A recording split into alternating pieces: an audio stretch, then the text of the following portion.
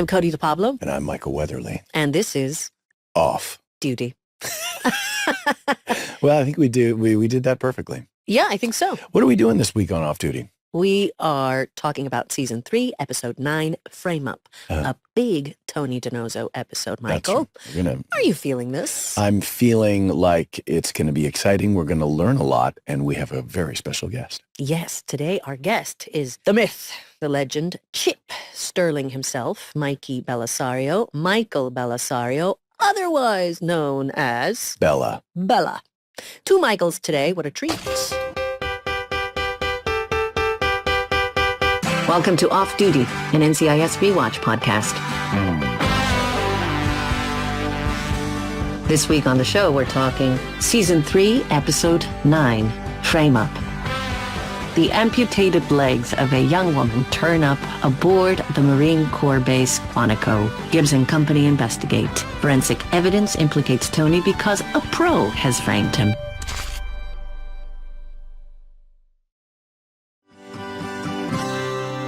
Here's what happened November 15th, 2005, for context. Wait, what day? November what? November 15th, 2005. Okay. What a year. What happened on the air? WWE superstar Eddie Guerrero died in his hotel room in Minneapolis due to heart failure at age 38. Saudi Arabia became a member of the World Trade Organization after 12 years of talks. Over 50 tornadoes were reported during the afternoon and evening across central North America, stretching from the Great Lakes to the Gulf of Mexico. That's what happened November 15th, 2005. Wow. Context is everything. Context is everything. And for all of you, today's episode, what is it about?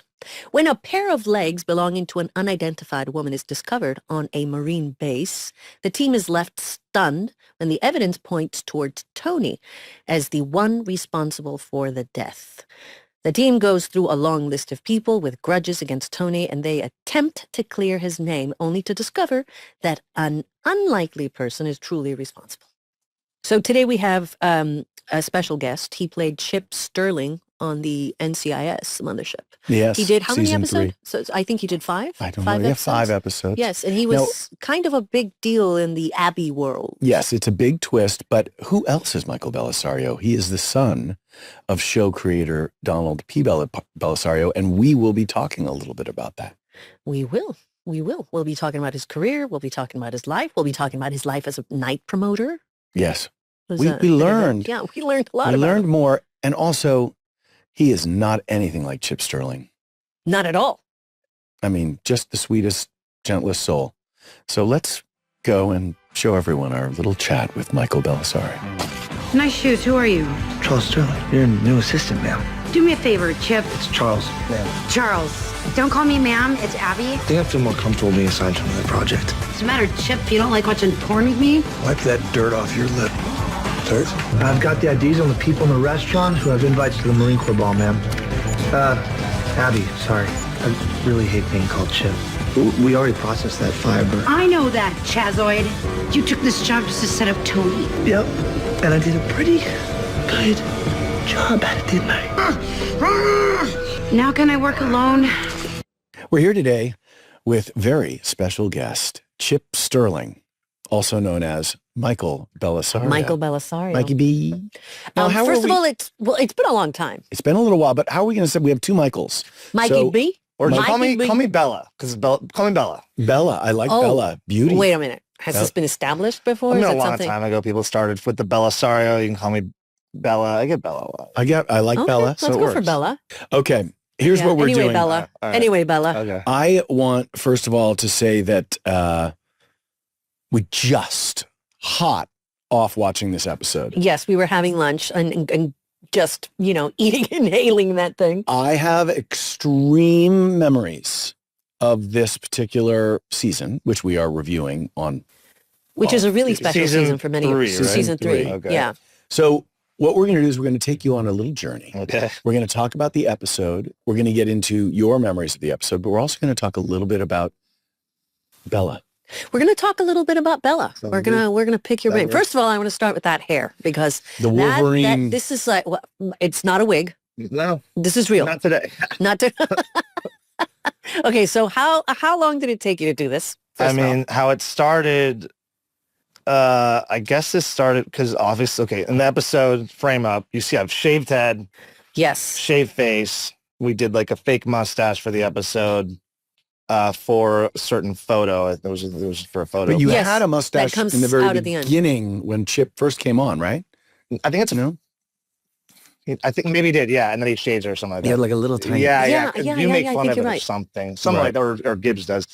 But so how this started was, it was like, I was around 29 or 30, and I booked this independent film, and the storyline is kind of like a thriller where these two guys work for an ad agency and kind of gets crazy in their lives and they're best friends, and at the end of it you find out that they both are bums and homeless and they've been squatting and everything's in their imagination. So it's kind of this like idea, like when you see people talk to themselves, like it's what's really going on in their heads and they see themselves as something different. So when I booked it, the director's like, we're going to shoot in a couple months. And I had a shaved head, shaved face. He's like, I want you to grow your real hair out and I want you to grow your beard out we're going to shoot the end first. I want you to have facial hair and stuff like that. And then we'll cut it down for, the main parts of the movie. And 2 months turned into 9 months. So then I had a huge beard out to here. We fell in love with it, by the way, too. Grow my hair out, all this stuff. Did you feel very Viking-y? Yeah, it was dope. I liked it a lot. And then we shot the end scene, like 2 days end scene, and then we had to cut it down. And I was like panicking about it because I got so You got used to so it. It's a into weird it, thing if you grow it out. And this is short. Is it wait, does it feel a little bit like you're wearing a mask? No, I mean you get used to it. You know, when you want to grow hair out here and it's like you get a little itchy, but then if it gets long enough, it doesn't. Mm-hmm. So that's how it. Now, how long though? Like I had it the biggest I had it was like down to here. ZZ Top. And this is a little bit kind of trimmed up. Again, this is not crazy long for me. And the other thing is the grooming products. You got to take care of the beard. I don't really use. I did a long time ago. I used to have the mustache. I forget what it's called. Where it twirls. Oh, that's I think one of the last times I saw you. You had the that Salvador. Was a lot of work. That was the Salvador Dali thing. But his like went straight. I think mine curled. No, Salvador Dali went like this. I think his went like that. It just pointed out. Maybe he played with them. I don't know. But the thing with the wax is I have like curlyish hair is that you have to really twist it, and you have to like form it and have it hold, and that took a long time. So for people who are listening or watching at home, what we're talking about is Bella's hair. Michael Bellisario's got a beautiful big beard and a sort of Wolverine pompadour. It's like a pompadour. Yeah. But this figures into the episode that we're talking about, Frame Up, because in that episode you had the shaved head, but you also, when we see you on trial, had like a mustache. But it wasn't the. It's a photo. It was a regular little mustache. I think that the one in trial was a little weird looking too. Jethro? Bobby! But for some reason, so when you started, let's go back into how you first came on to be Abby's assistant, which is hilarious because the very last line is, "Can I just work alone now?" Yeah. Yes.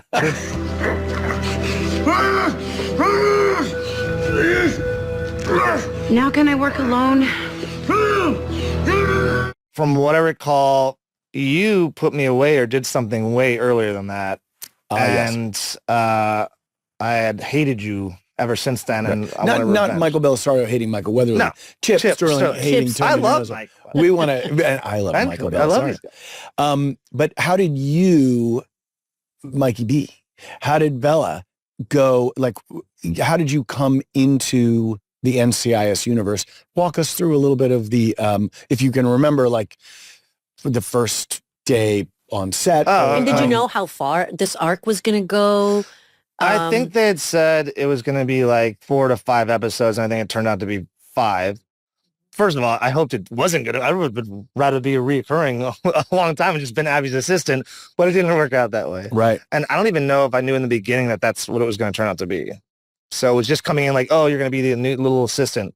And then It was like, And then there's a little. so you had no idea that you were I going to don't be think like in a the killer. They never don't told you think that. in the at the- beginning. So, okay, so you come into the world of NCIS. Obviously, we've talked to Sean Murray. Yep. We know that there are family connections and that Don feels very strongly about having Julie in the cutting suite and the late David being on set, and producing. And really, it's a family affair with Don. Well, I think it's one of the reasons why this show started working so well, because it was so like the entire cast work as a family, and so I think it's one of the things that we talked about that Don did so well. Right. And Dennis Smith was talking about how the family dynamic of the characters, the plot is the plot. There's a murder, there's a thing, this was a full-blown head fake that the audience, I don't think, saw coming. They probably just thought I was going to be on as the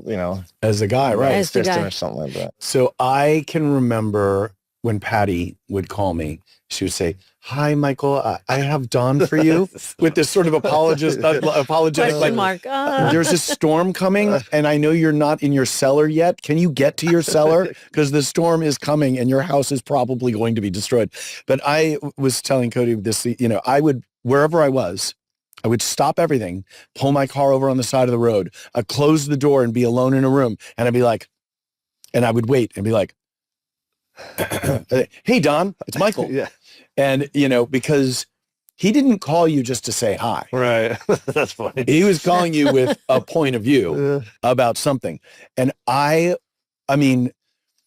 remember the first time that I had this swell of pride, because when you want somebody, their approval and their validation and all that stuff, and you're used to the criticism, or you're used to not kind of coming up to a level, or I had a father, in a way similar to that. And he called me and he said, where I'm watching you right now, that is the funniest thing that you cost us about $25,000 in overtime, but it's worth it. It's fantastic. It was when I did this silly dance. He's like, "We're putting in the main titles. It's like fantastic." And then he followed it up with, but never do that again. Yeah. And then he called me another time and said, "Okay, have you read, this Chained script?" And I said, "I have. What do you think of it?" "Well, I like the Defiant Ones reference." And he goes, "Right. Frank Whaley's going to be playing the other part, and he's coming in from New York. Now, he's a real actor." Right? And I'm like, "Well, I'm kind of a real actor." It's like, Well, no, I get paid real money. Frank Whaley's a real actor. So your game, you need to come up to his level. By the way, when we get to that episode, that was such a good episode. An unbelievable experience. And Frank, who I worked with 2 more times subsequently on Bull, and what a talented, funny, uproariously Did you guys funny. talk about that? Oh yeah. But the Don call, Well, it's just like, I remember this, for some reason, it's this one specific moment on Jag that I remember. It would happen a lot, but I was shooting an episode. It might've been like a Christmas thing. We were down by we were shooting on the Queen Mary or something. And, I know that Dad would always tell Charles Johnson, "I'm going to set. You're the only person that knows. Do not tell them I'm coming."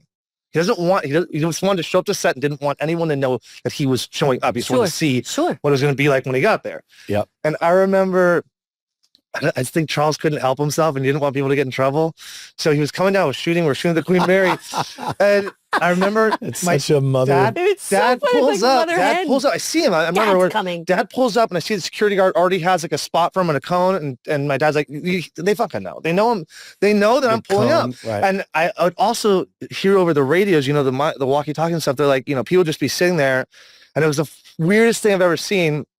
You hear like, Don just pulled in. And I watched people that didn't need to be doing anything. They're just like,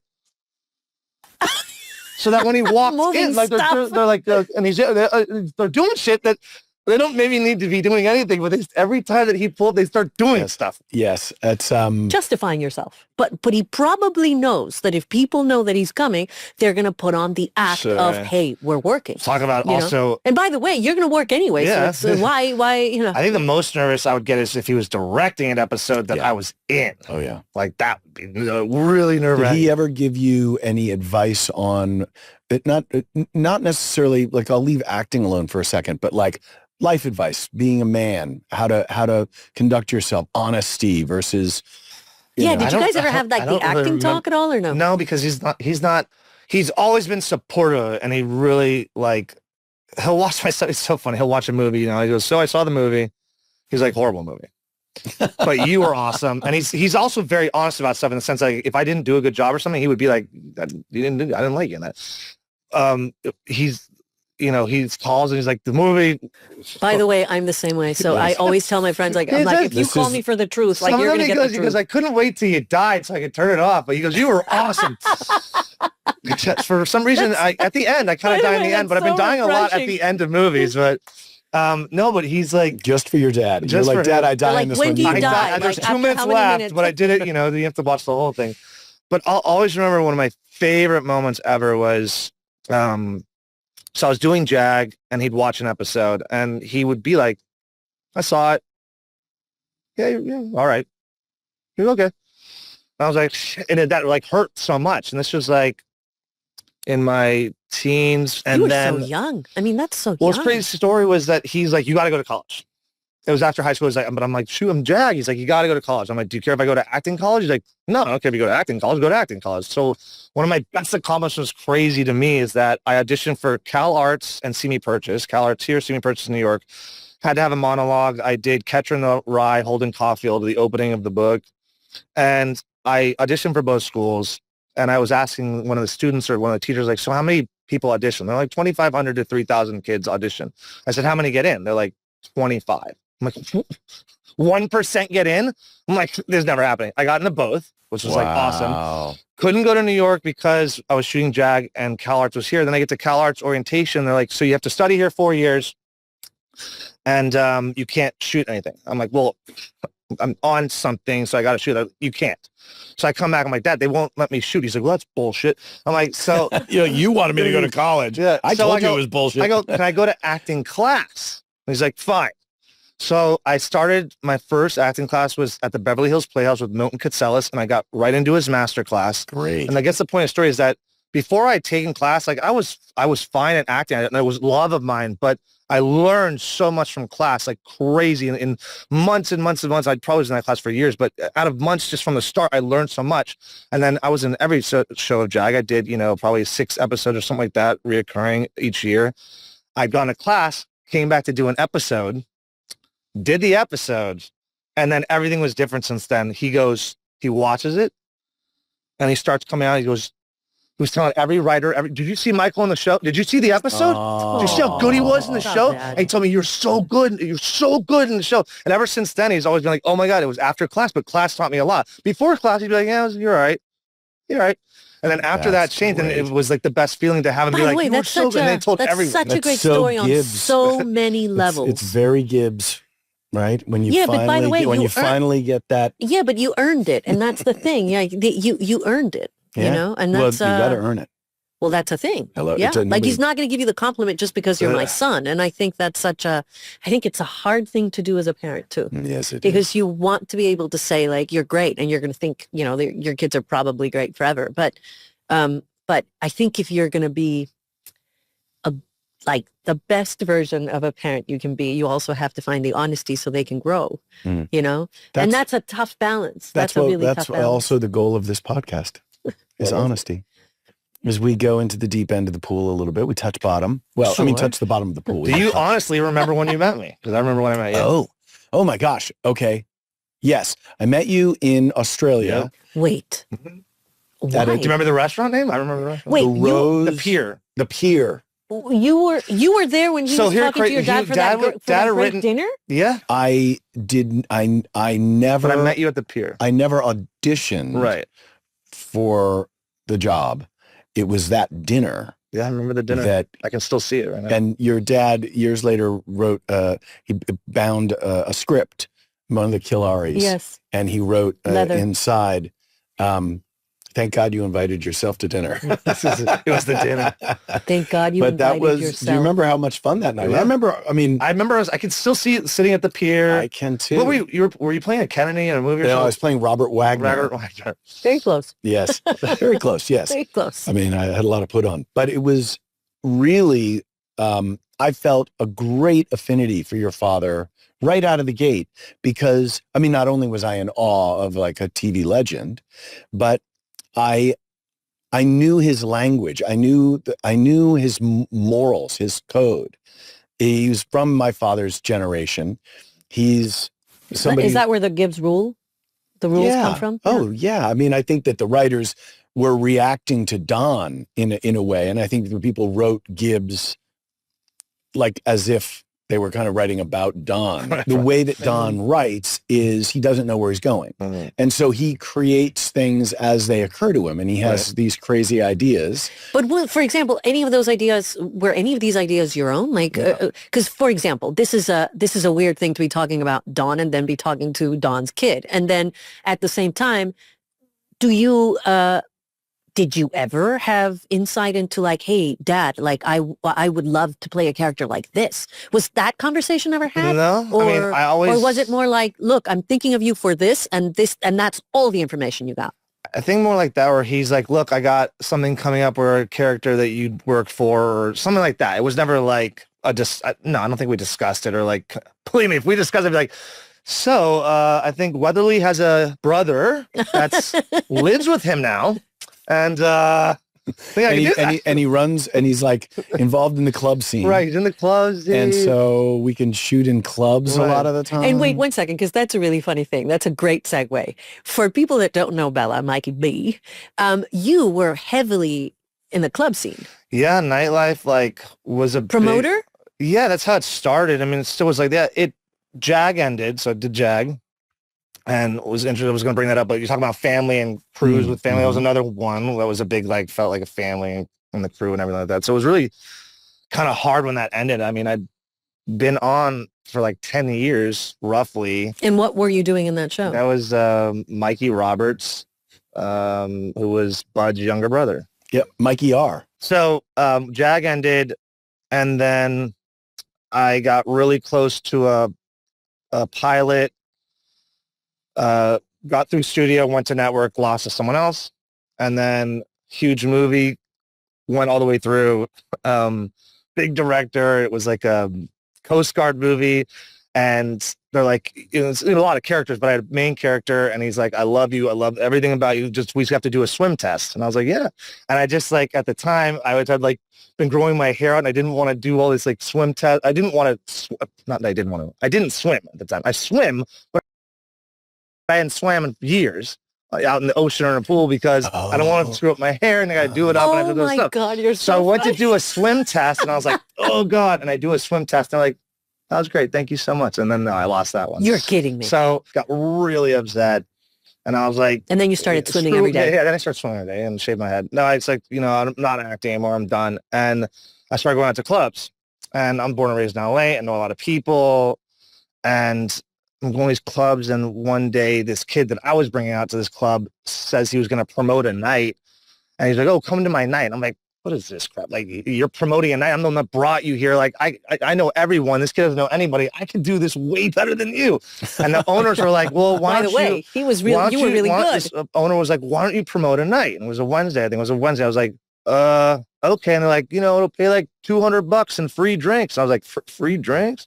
So forget the money. Yeah. Pretty girls? Yeah. So that's how it started. And it was a really weird, I'd never really gone to clubs at all at the time. I've gone to bars and stuff like that, but I was 21. Hard to believe that you never went to clubs. Are you serious? Until I started, because I associate you with LA nightlife. Not that I was ever a part of it, promoting. I didn't really go to clubs. I started going to clubs right after that.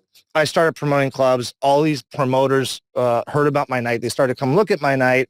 They liked the crowd. They're like, oh my God, this kid's crushing it. And they're like, you got to come to do our stuff. And I was like, I don't know. And before it gets too crazy long of a story, I started a big night at this place called the Sunset Room. I don't know if you guys ever went to the Sunset Room. So it was like the Sunset Room had been open for 3 years, and they never gave a promoter Saturdays, because at the time you'd have a promoter during the week, and then the weekend the club would just run on fills up the name. They wouldn't need a promoter at the time.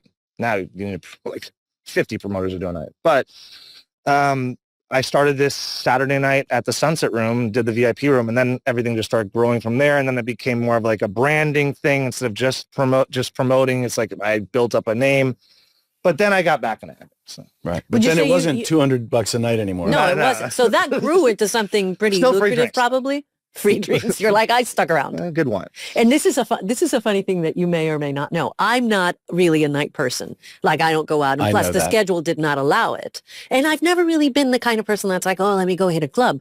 But the few times I ever bumped into you, either at, hiking or whatever, every single time I saw you, you were like, Cody, when are you coming out? I think Michael maybe came once. But you were you never gave up. You were like, when are you and you were always so like wonderful about it too. You were always just happy to invite, and yeah, I bet it was fun. I mean, you did it and you were such a natural.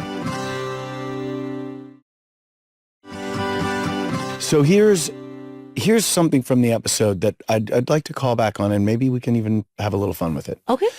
Now that we call this part of the show the dissection. Let's get into it.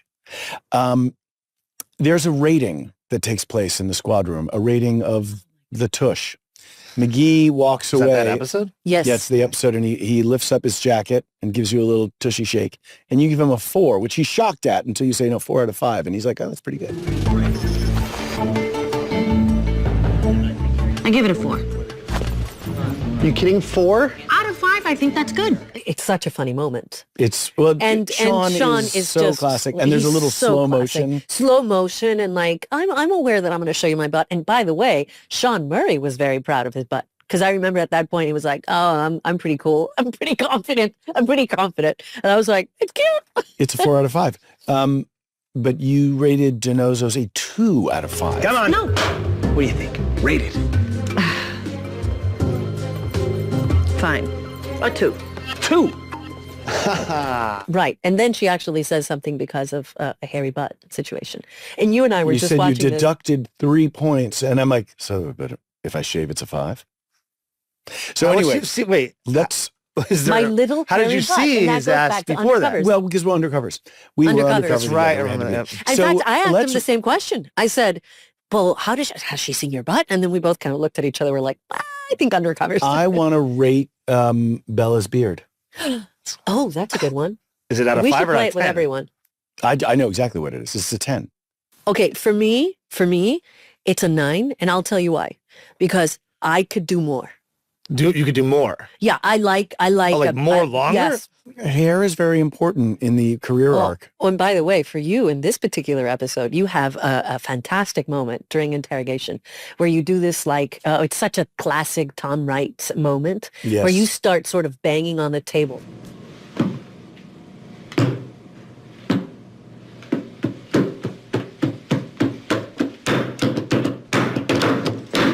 And you start playing this little melody, and then that was a really good sequence. It's an amazing, it's a great montage. And then, but the great thing about it is that you start sort of like looking at your hair and fixing it. I'm fixing my hair. You're fixing your hair. So going back to the hair, and then he goes into this little bit of a music like playing the drums solo thing, right? And then there's this amazing montage of all of us being very concerned for you, and working hard. Yeah, and at the end you stop the montage and you go right back to the hair. I think he does his hair again. Yeah, moment. Does his hair. Yeah. Well, I had moments there. I was looking. I was like, oh. It was when we were shooting, because it was not in the script that sequence, and there were several things in this episode that were not in the script. And Tom Wright, incredibly creative and good worked with Hitchcock. Yes, he's worth looking up on the IMDb. His episodes of NCIS are all 201 classic, but the frame up, frame up is really good. So when I'm in the room, and they're supposed to just get a shot of me biding my time. I started doing that thing that I always do, where I'm always playing the drums and doing the do-do-do-do. I'm doing the like Phil Collins in the air tonight, space drums. And they went in, and I remember Avery Drew saying to me, I think it was Avery, somebody was saying that they had to loop it because I didn't play that long. So they had to build out the. But where'd they get the shots for the montage? Where'd they get all those other shots? Was Well, that they just got right. So there were shots of people. It was supposed to be a kind of everyone is concerned, and then DiNozzo sitting in the thing. But it became sort of this drum solo.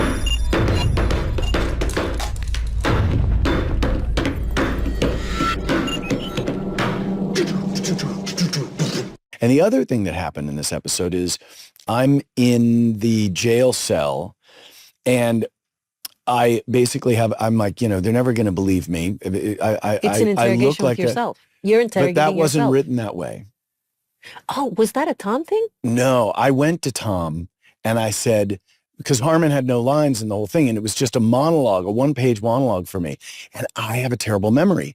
And the only way that I could think of memorizing it was you do not have a terrible memory. Listen, I wanted to turn it into a dialogue so that I could go back and forth with myself. Because I'm angry, and I'm immature, and I like control. You have no alibi. Alibi. And then I went over and looked at the jail cell and I thought, what if I do this to myself? So I ran over to the squad room and because I wasn't in the scene that they were doing because I was in jail and they were finishing the squad room. And I was like, Tom, can I show you something? And I gave him my idea as we were walking over. And then I showed him what I wanted to do. And I remember that blocking because Harmon walked in like, Weatherly. You hog. But by the way, how good is he? He's so good. He's so present and you feel like you're having a scene with Gibbs and you're not, and it's just you. He does 3 incredible things in that scene. He brings the pizza in sideways. But, nobody carries a pizza like that. But he brings the pizza in sideways. And destroys it. But at the very button of the scene is DiNozzo eating the destroyed pizza, so happy that Daddy brought him a pizza. And also right after being hit on the head. And that's the second great thing he does and that's also from SWAC season 2, how he got the pneumonic plague to leave Tony's body. He just slaps him on the back of the head. And the number one great thing is that his listening is so active. Yeah. And, but the way that we were cutting that where at first it's confusing and then you realize that Tony is kind of losing his mind. Like he's really scared. But it wasn't just, and this is, it wasn't just interrogating himself. It was character revelation because DiNozzo says about himself, so, you've been called a misogynist and you seem to objectify. You date a lot of women. You date a lot of women and you objectify them. And, what would you say that has to do with? And he says, well, maybe it's because my mother dressed me up like a sailor till I was 10 or maybe, and the hostility. The hostility. Yeah, the anger. But he knows that that's a weakness that can be used in a court of law and that they can get him to be, he's going to look even more guilty than the evidence because he hates women. You can make it look, and so it's almost like it's your paranoia. But it's almost like Tony sees an aspect of himself that is revealed to him through this, and there's a little moment of, this is who I am. Am I perceived? Like, is it this easy to frame me for murder? Because people think, have you ever had a thing where somebody presumed something about you? Or, because I'm going to ask if you've ever been framed or had your identity stolen. That's a separate question. But have you ever thought that somebody saw you as one thing and made all these assumptions and presumptions? And definitely. And I mean, going into the nightlife world, people for sure, especially someone in the behind the scenes or in the promotional side of it, people think of you a certain way for sure. And what's that certain way? Mostly like, oh, they definitely do drugs, which I never did. Like I never never did drugs. So that's one thing. Wait 1 second. You never did drugs? I've never done drugs. It's crazy. I like wine, but I've never done drugs. That isn't, by the way, like it was always around. I mean, we're talking honestly, and I always felt like, oh, maybe Bella does indulges a little bit here and there. And I by the way, I wouldn't be like, I wouldn't. Yeah. I'd just be like, that came with the territory. Mm-hmm. And it's funny because my brother does nightlife. You had the presumption. Well, this is what I'm saying. I had the presumption, but it had no judgments. Like I was just like, that's what he does, and that's fine. You know what I mean? A lot of people think that that's what nightlife. There's a lot in the nightlife. You'll see it. Like it's around for sure. And the crazy thing about it, it's just so out there in your face and no one hides it. It's like, holy shit. Like I couldn't believe how just present it is. Oh, yeah. And it's not even like hidden. Like, you know, I you think from a person that just wasn't a part of that. And now that you're saying the statement, it's kind of blowing my mind. And yet I know it's not true because, for example, my brother's always been a complete straight edge and he's always been in events and always been in nightlife. And the guy doesn't even drink a beer. You know what I mean? So there is, and I've seen it firsthand, but isn't it funny how aside from him, I just thought no one else would be able to live under that. I love this. I want to talk about revenge, anger, and vendettas. Mm. I'm doing a pivot. Oh, whoa. I'm going back to the frame up of it all. Well, these are dark things. Well, it's a dark episode. I mean, it's Sure. gruesome. Can you please go in there? Because that's something that would be very fun to explore. Have you ever felt, for example, the need to, not revenge is a big word, but did you ever feel like getting Yes. even about something? Oh, yes. You have multiples, Can or you is there go- one specific one? No, that I you're mean, this thinking was of? a profound yes. So I can say that there have been 2 times in my life, very, very stark, clear, demarcated emotional moments where I needed to really calm down because I was a lit, hot, red mist fuse. I was ready to blow. And to the point where my whole body was tingling and I had and so the first time I was in my 20s and it was almost ontological shock. Like my worldview got so disturbed by what had transpired that I remember I was in the bathtub for 3 hours and then I went and stood in the Ralph's supermarket in the cereal section looking at all the cereals and I realized an hour had gone by and I was just staring at cereal boxes. I mean, I was going right down that rabbit hole of like dreaming of revenge, dreaming of what I would do. And I flew to Jamaica and I started swimming and running and I was like, You flew to Jamaica for like a vacation? Yeah. Okay. Well, I was unemployed then. So I could perpetual vacation. I could do that. And I had to cool my jets. And then the other time it happened. Is that how you achieved it? By Yes. sort of going into your body? I went into my body and I had to really communicate with like the, when we get angry like that, there's something of our inner child that's Sure. endangered or something like that. And I think that the next time it happened, the only other time it happened, it was the same thing where I felt stripped of my place in the world. And I felt a kind of, and I, had a real traumatic encounter with the world. I mean, have you had such things? I don't. Yeah. You got to have kids. Yeah. I don't think I have a big thing like that. I mean. So when you're an actor doing one of these films or doing Chip and you have to play that, access that, are you the kind of actor that just puts yourself, Bella, into the context of the scene? Or do I think about stuff? Or do you draw on things and definitely draw on things for sure. And get yourself worked up? Yeah. And those are our little secrets, right? Our little actor secrets. I can hit emotion pretty quickly though. Not like it's not a fake thing though. It's not just like bullshit. It's hitting from thought. It's there. Also, everything's different. If one thing triggers something else triggers something else. Like I said, it all depends on the character. It depends on the scene and what's going on. But I mean, I think Pyro probably had some anger issues. Pyro had a lot of anger Interesting issues. that you would get cast in such a contrary way because you are a very gentle, kind You're soul. a gentle, kind. Yeah, Mhm. I feel the same way. Every single time I've seen you, you've always been so warm and so. And by the way, I have to confess something. Every single time I saw you, and you were like, "Oh, come out, come out. I'll, there's this going on, or there's this party going on." You were so warm. You were so nice. and you never came. And I never came. But part of that was, I think there was a little part of me that was just. First, I'm a very private person, but second, I like to have fun sort of in my house with my group of people or friends, and so I love having fun. You know what I mean? Right.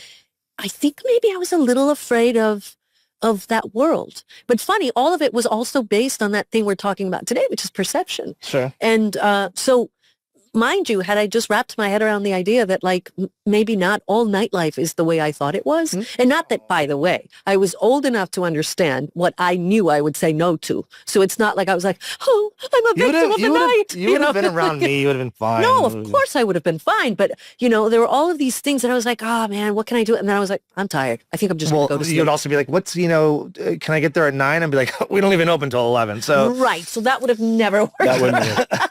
I got another question for you. Have you ever been in jail? No. Even Never been arrested. Have you ever been arrested? Never. I've been arrested. Do you want to? I will tell you that when I got arrested, I was so compliant. I was so immediately obedient. Were you by the way, were you already doing NCIS or no? Oh, yeah. It was season 13. Were you recognized? What? Yeah. I got Were a you DUI recognized? on Western and... Not Western. Was it Western? Western and Sunset. What time was it? Midnight. Okay. Or 11:30 or something like that. I don't know. From dinner?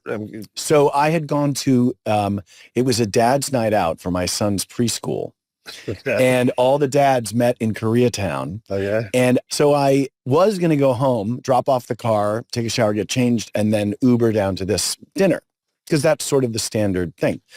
Well, I was late. And the traffic, and I was like, you know what, I'm just going to go.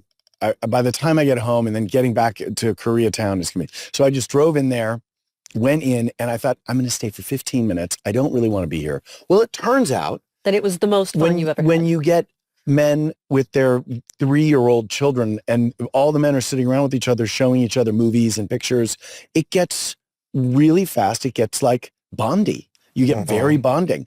So then they brought out the soju. So I was going to say soju for sure. So the soju comes Oh, out. soju's so good, though. Wait, It's one so second. good. Like the peach One second. soju? What is soju? Okay. So what is sake? Oh, so it's like sake? It Because I is, like but sake. It's not- different. It's like you can get it flavored. No. What's It's like different? a plum wine or Sake something? is 13 to 15% alcohol by volume. Okay, and soju Soju is 40%. Oh. by so volume. good, though.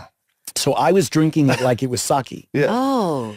No. Oh, by the way, me gusta. by the way, you can't. When you taste it, it doesn't taste it doesn't taste like it's that strong. No. You're like, oh, this is great. So it's not like you're having like a glass of tequila in which you're like No, burning it's your just- throat. no. So I went out at the end of the night and brought the Uber app. I called the Uber, and then the guy comes running. He was like, "Senor," and he gives me and I'm like, "Oh shit, I drove. I forgot that I drove." Oh, that's never. And a I was good like, thing. "Okay, wait. Do That I should be leave like the a foreshadow for do I the leave the thing. car here?" And then like the Uber is arriving, and I'm like, "Just take the Uber home." But then I have to come back in the morning because I have to drive to work. So I have to come back to Koreatown in the morning, and I'm like, I'll just inch along. I'll be just really slow. So Were you slow, but like this? I don't know. I don't have any video of this, but I know that I He got needed up, the Tesla with the self-driving. I got up to the traffic light, and it was a red light, and I went to my radio, and I was trying to find some station, and it was Okay. finicky. Maybe I was a little loaded, but I was trying to find a radio station, and all of a sudden I heard whoop whoop, oh. and the little lights You must over from a gas station on the corner.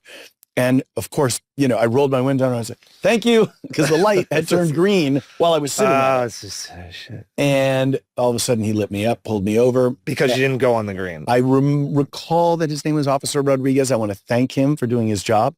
I should not have been driving, and I'm absolutely not endorsing that kind of behavior and not trying to make light of it either, because it's incredibly dangerous. But it's what happened. It's my story.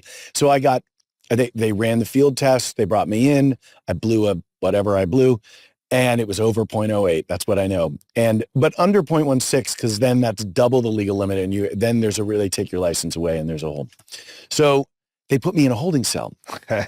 and I'd never, You were like, frame up. except for movie sets Right. and TV shows, I'd never been in a room that I couldn't get out of.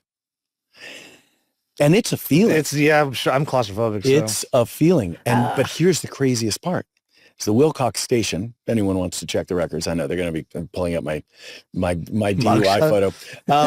But anyway, I'm in this room and I'm waiting, and I'm just like beating myself up in my head. I can't believe that I've been this stupid, and suddenly cops go running by, and it's soundproof. So I heard Are you by yourself in a cell? Or do other by people- myself Okay, in a holding cell, and by the window these guys go running, and then a gurney goes by really fast, and then I see a couple more people, and then seconds later there's blood all over this person, and they're strapping this person into the gurney and getting them out to an ambulance, I guess, because there'd been a stabbing in the main holding cell You're kidding me. where I was about to go. And I just remember thinking, I will never drink alcohol and drive. I will not even sniff alcohol and get behind the wheel of a car. And so there's a much longer podcast about this.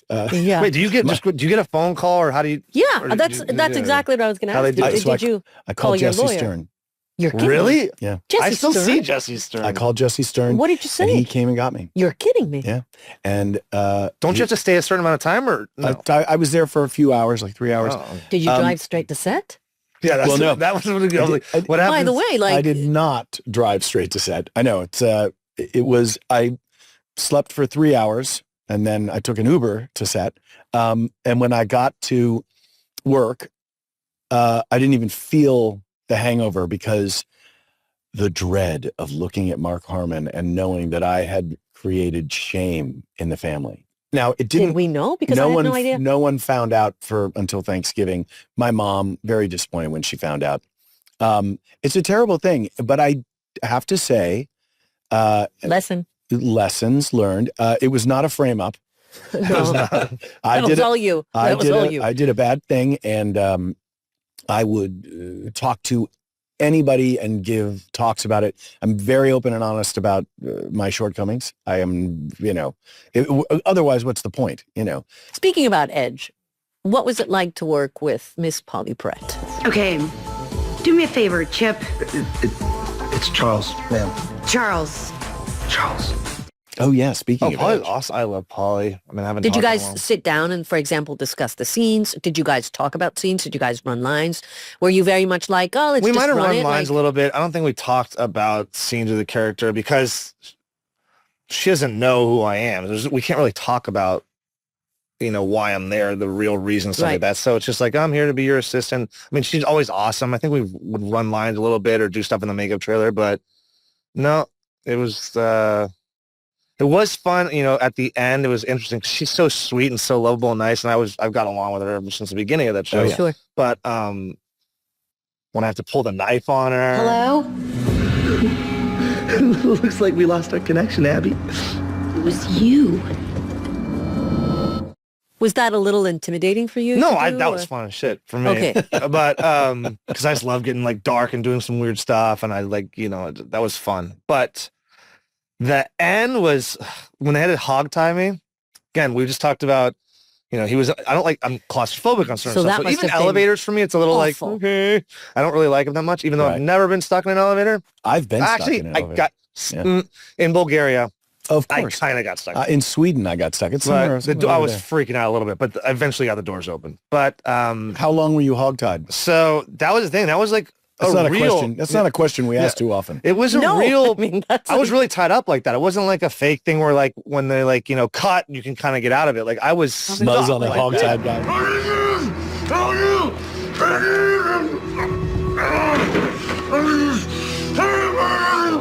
They might have come and put like a little pad in between takes for my head or something like that. But and also that was So they were worse. kind enough to understand your head needed some Yeah. cushion. What if It you wasn't had to work, but pee? also, this freaked me out too because they taped my face. No, And I I was always remember they scared I was taped it- gonna not be able to breathe because my Yeah, hands are like this, yeah. and what if my nose gets clogged? I'm like, oh my god, what if I can't breathe? And then Oh, God. there's whatever stuff they put in her drink, the color that they poured that Yes. red sticky stuff all over me. So now I'm sticky on the ground, which I'm not even sure we cleaned that You're floor off a before we put me tactile there. mess. Yeah. Wait a And I found minute. it- I'm not sure we cleaned the I'm floor sure- I before don't they think, put me there. I don't think we cleaned it. I before we- think we can. I remember shooting with Jimmy Whitmore Jr. downtown in an asbestos-filled, horribly smelling dank basement in some abandoned warehouse in downtown LA. Wasn't it like a right by hotel? Skid Row. It was just a disgusting, like no one should ever be there. When the lights are on and you see all the air particles and they're like, there's nothing good here. It's And not safe. So I said to Whitmore, I go, did they check the air in here? He's like, 10 times. They checked it out. It's all good. Don't you worry about the thing, Weatherby. And I was like, he's like, and then you can hear him grumbling like, well, kid from actors today, is the air quality okay? Yes. You have no idea where I came from. When I was doing Baba Black Sheep.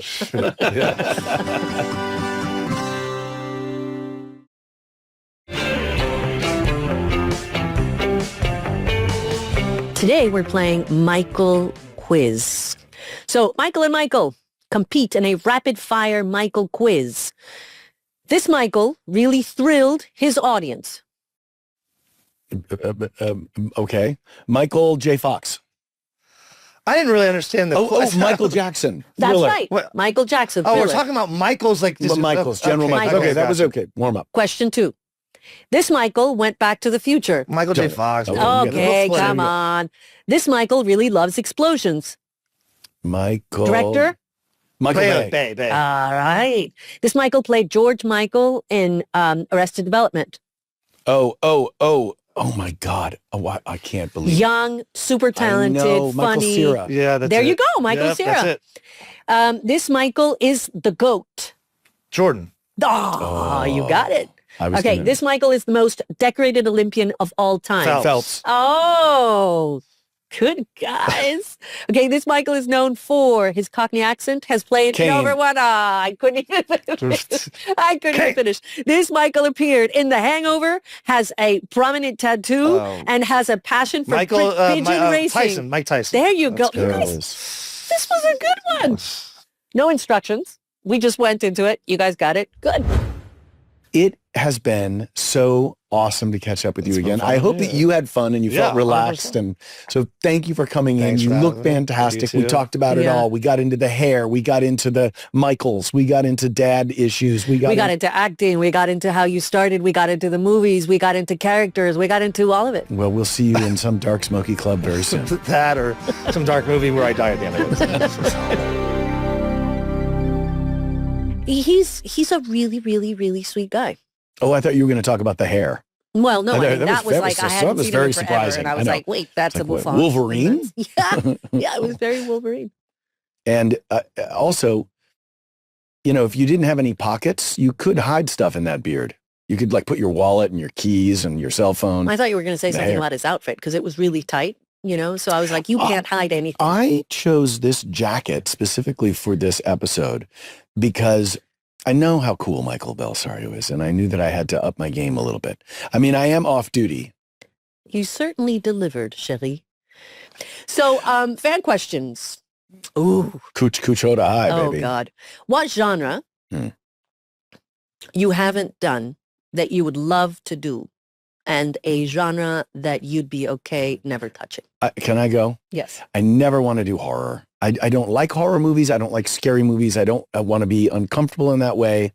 I don't like gore or jump scares Jaws jump scare. That's good, but that's not really a horror movie. And then the genre, I've never done a space movie. Would you like to? Yeah, Would you like to UFOs. do? You beat me to I it. like it. I like UFOs, like Close Encounters of the Third Kind. What were your favorite TV shows growing up? I feel like I know Okay. this. People know that I loved, I've talked about my stuff, Heart to Heart and the Hardy Boys and the $6 Million Man and shows like that. But I also loved Late Night with David Letterman and Mork from Ork and Mork and Mindy. Mindy, of course, Pam Dauber, married to Mark Harmon. It's a very small world. It's all very And I loved the Banana Splits cartoons, and I loved Underdog cartoon, Sweet Polly Purebred. And I did grow up with a lot of television, but my mom called it the boob tube, and we were forbidden from watching it. So I had to sneak Charlie's Angels. I had to sneak Ooh. all these kinds of shows, Three's Company, because we were not allowed to watch. So I had to find a way. What about you, growing up in Chile or when you moved to the States? I was very young I don't think we got a lot of TV either. I think our parents really wanted us to play outside, so we did a lot of that, and that was super fun. Yes. But at night, we got like maybe an hour and a half or something. And there was a show when I was very young that was a cartoon. It was Japanese animation called Candy Candy.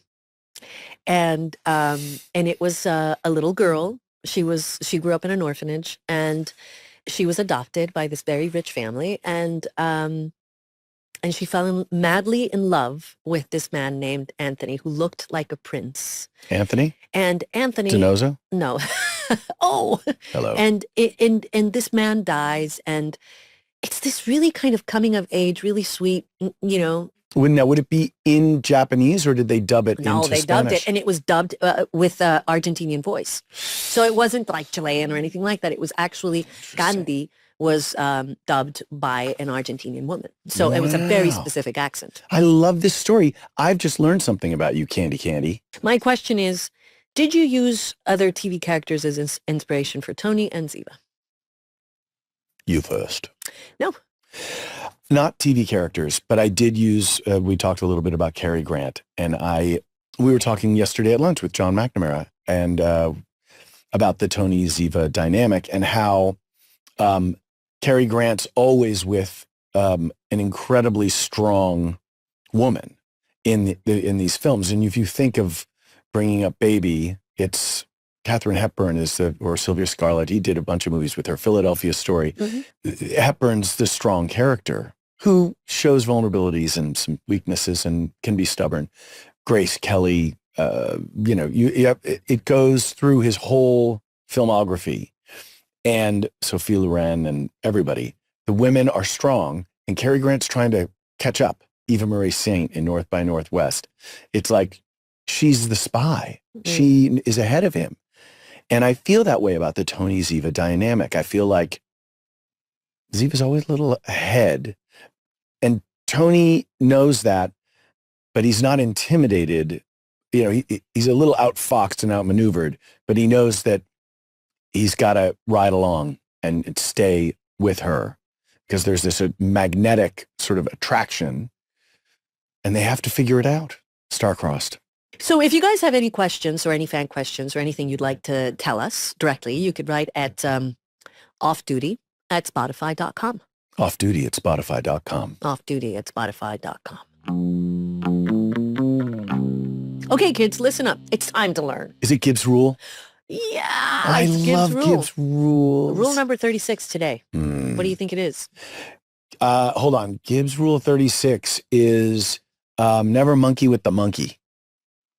If you feel like you're being played, you probably are.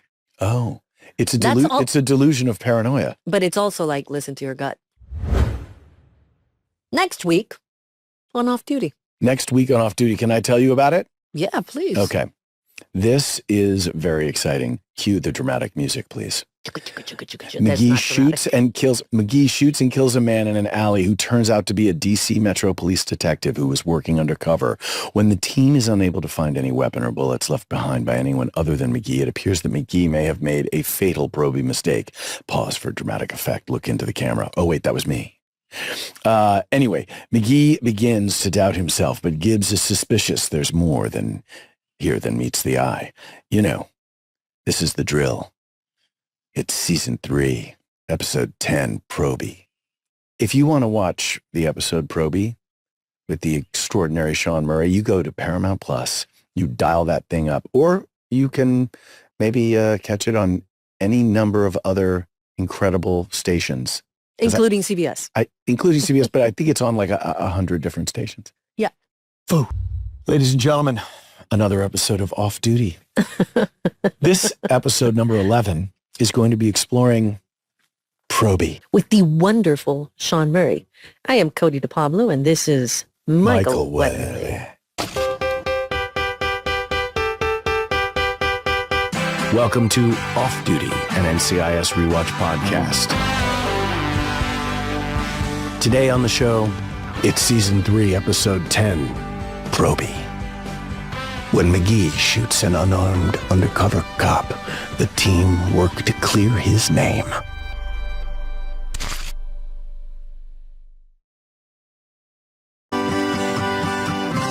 I'm going to give you the episode synopsis.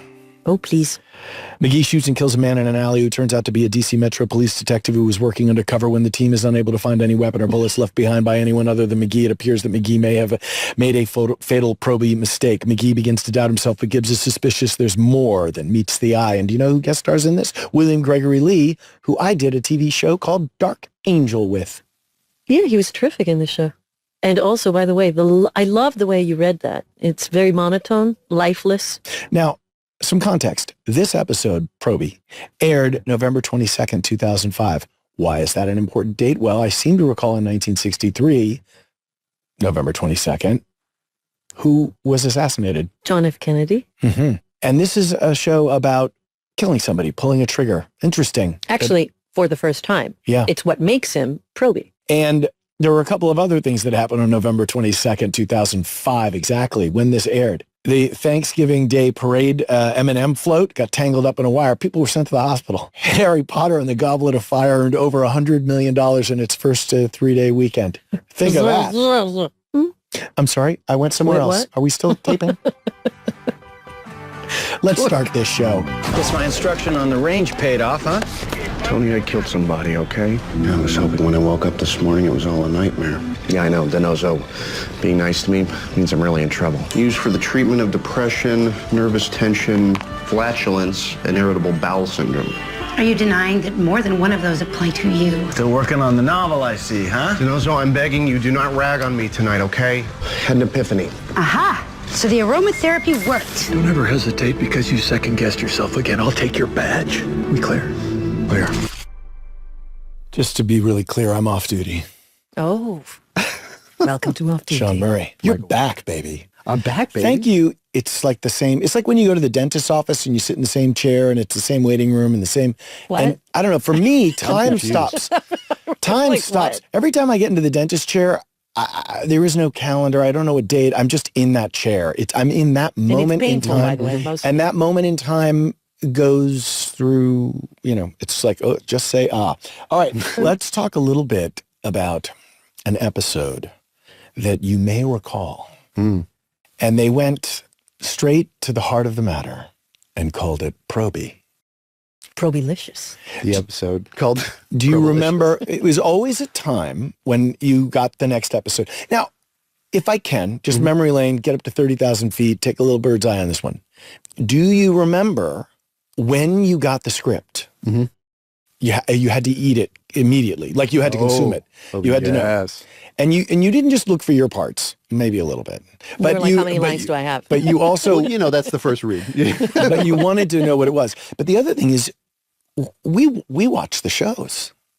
Now, I didn't realize how unusual this is because when I started doing the next show, Bull, I'd come in the day after, like on Wednesday, I'd be like, what'd you guys think of that air show last night? And everyone's like, What? oh, were we on last night? I'm like, isn't this the most important thing in your life too? It was a different time, too. It was a different time. We were highly excited. Yeah. And that's why it's so easy for me. And I would assume that the reason that we have a little quorum here is because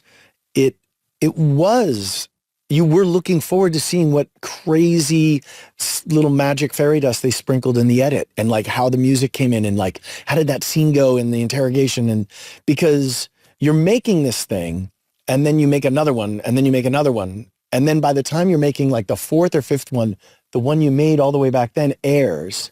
Yeah. And you're reading the one that's coming next. So you kind of have, and sometimes we'd be shooting 2 episodes at the same time. Yes, And but looping when a third.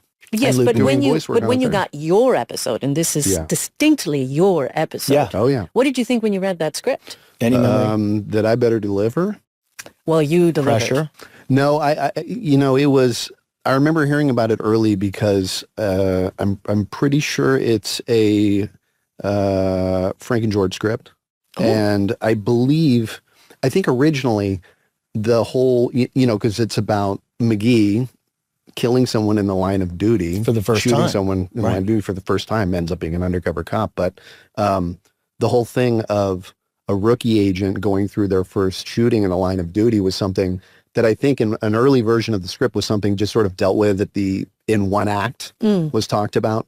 And I think when that script was banging around, Don Bellisario was like, no, that's a really important moment for would be for this character. Well, it's a character-defining This needs to be moment. the whole show. It's not the first Probie-centric, because remember Danica came in and you did the one where you got hypnotized. What is it? What's happening? She's heard a sound. She's scared. She was the witness across the way. And it was like a rear window thing. That Right. was season 2 because that was with Sasha, I remember. Okay. Thank God you're here. Yes, that was, that's right. It was season 2. And but you getting hypnotized, but that was, I remember, I think the first one that was really heavily McGee focused. I think you're, from what I think you're About right. Face, for instance, is a Jimmy Palmer centric episode. Right. Okay. And I remember how important it was for Brian at Oh that my time. God. But the Probie thing, you're right. And when I was watching it again, to refresh my memory. Well, I hadn't watched that episode, by the way, I think in 19 years. Wow. And when I went to it, I remember thinking like, God, the great thing about sort of doing this rewatch thing is that I watched them when they aired. Right. And then I never went back. You know, I was sort of sent fan videos and things like that where they would put like compilations, you know? Sure. They would do all that stuff. And so you'd be like, oh God, I remember that scene. But the actual sitting through the entire episode, I hadn't done in forever. Yeah. And so when I watched this, I was like, man, it was so cool because for me, it was a character defining episode. You found out so much about the character of McGee. Yeah. And especially towards the end, one of my favorite things about the end is, well, does it matter? And then you say, of course it matters. Does it really matter? Yeah. It matters.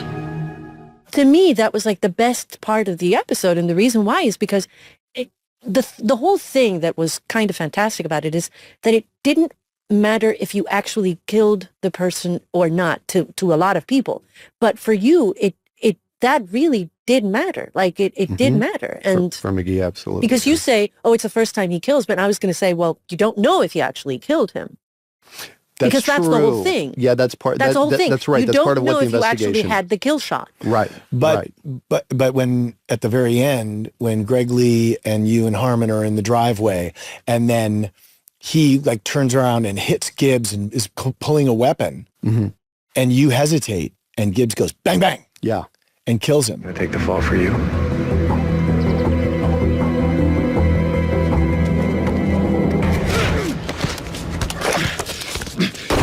Second guess yourself again. He says, "Don't if you ever do that again, like there'll be nothing left of you, essentially." Right. And what's great about that from a storytelling perspective is it didn't give you the kill shot. It didn't, a normal kind of let's build McGee into a hero. So the end of the episode is like McGee learns how to kill. Right. That was definitely not it. But by the way, that's the thing about the show that's always so good, right? The fact that, and I think we got better at that none of us, at the end of the day, we all had our hero moments, right? Right, but everyone the cool had thing flaws. Is, oh, like that's exactly it. We all had the moments where we fell on our ass, and we had to pick ourselves up, and we had to face sometimes the fact running that, through a car wash. but we all had to sort of like lick our wounds. You know what I mean? Greg Lee, who plays the dirty cop in this one, who gets shot really good, too. at the very end. Guess how I knew Greg Lee? How did you know? Did you work with him in Dark Angel? Yes. How did I know that? DA? How did I know that? Yes, he was one of Max's brethren, one of the brothers, and so I had met him a few years before, obviously, and so it's always interesting when you work with people that you worked with on another show. Yeah, and the character on Dark Angel was like in a wheelchair with glasses and here I am running around with like totally different hair. But the character itself was such a like giant leap in a different from direction. what the Dark Angel character was. Absolutely. And also you were such a different person. A different human. Yeah. In a different set.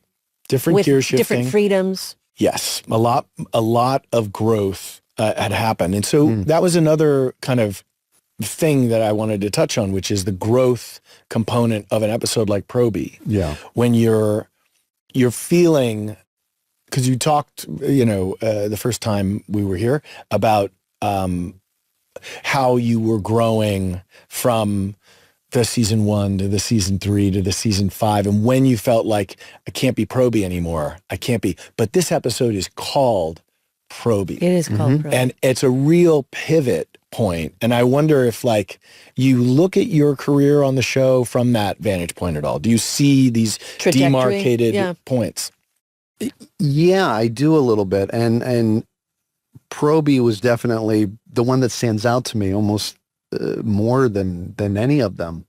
There was something we did in season 1. I think it was called, I think the episode was called Dead Man Talking, where we were all doing shifts, surveillance on our gal across the street. You know, the quicker you get this done, the more quality time you have to spend with a certain tattooed forensic technician of the goth persuasion.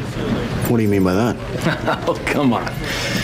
Some of the initial McGee behaviors were like born in that episode.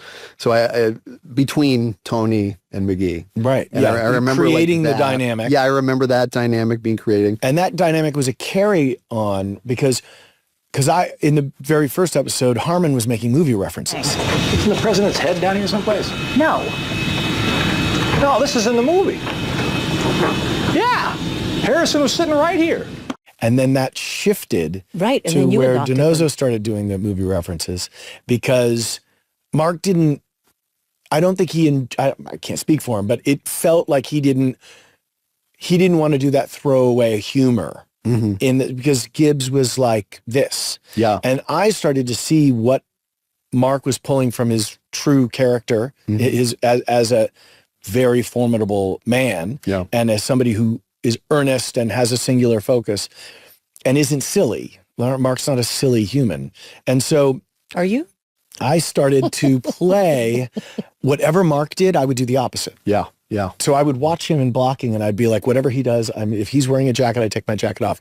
If he's sitting forward, I'm leaning back, whatever it was. And then he would slap my head and I would say, thank you. Or it's good that you're back, boss. Or, yeah, I should have seen that coming or whatever. There was always, but it was never like, if he fucking punches me one more time, I'm going to knock it. Like there was never a reaction.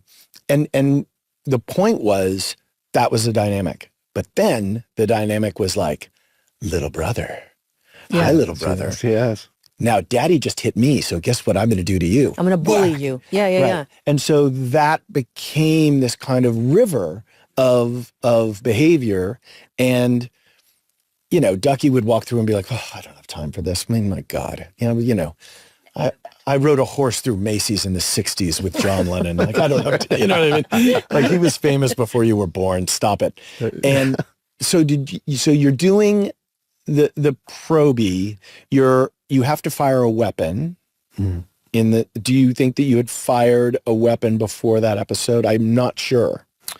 That's a good question because we used to kind of early on we kept McGee away from the shooting a little bit, being a rookie agent. So I think that might have been the first time that shots were fired. And from you're McGee. left-handed. I'm a lefty. So does that affect the weapon at all? The safety is on the other side. There's a whole thing there. Yeah, you got Right. a special holster. But is it a left-handed gun?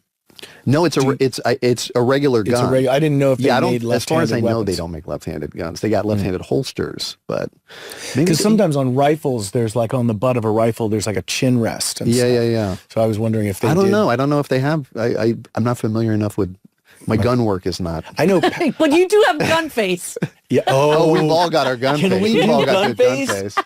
Let's This each is of a us good go. game. You- Okay. this is a good game. I want you to look at Cody with Yeah. the gun face so that camera can get through. All right. Okay. Wait, are you going to do it? Yeah, I'll do I it. know If you exactly need to- what this if you face need looks different like. hair. No, I remember the gun face. No, I'm ready. Okay. Okay, you All right, ready? Go. do yours. Oh yeah. That's it. That was yours. Definitely. Tongue under the lower Yep. lip and badass. Okay. Show Okay, me. now you. No, Oh, me? oh, yeah. Okay. Hold on. I got it. Get comfy. And your turquoise shirt. Mine was this. Little mouth a little open. Yeah, slightly open. Little Zoolander. But wait a minute, why is it quivering? Why is it quivering? Because I'm nervous because I'm going to shoot somebody. Oh, wow. Okay. It's acting. It's not, well, a not lot really. at stake. It's A not lot at really. stake, Cody. Okay. Show me yours then. Mine was just very simple. Mhm. Oh, sorry.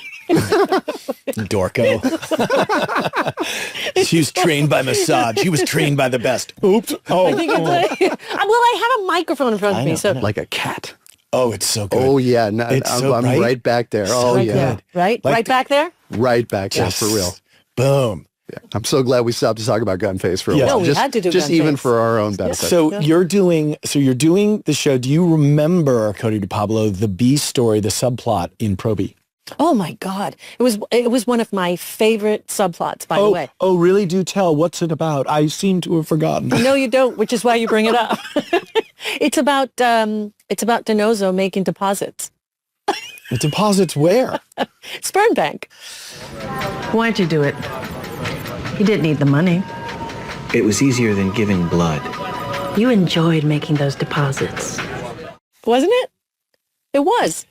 It was. It was. And Yes. it was really And funny do you because you remember- were trying to keep it away from everyone. was. And then Ziva was all over And it. Ziva was all over it, almost too much, in the sense that at one point she says, was there a penalty for early withdrawal? Oh, yes. And DiNozzo goes, you're a sick chick, David. Yeah. you Oh, were that's such a chick. fantastic. Did we What do I mean, that? Yeah, we did that. we actually had a moment when we were, right before we started this, Yeah. and we were revisiting this particular episode, and we thought, man, the writing was so solid. It was so good. And I think it was we were still very much defining our characters, right? Yeah, we were and we- very much defining our characters. So these lines were so infused with life and what the characters were thinking. And by then, I think after season 3, halfway through season 4, I think we had found this synergy between all of us and the frequency was already set. So then, but it was just so much fun to discover. Was it one of your And the favorite play. episodes looking back?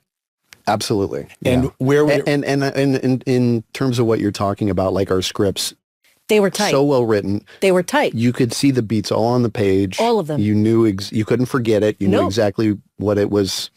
When so And they many weren't times you writing read it out.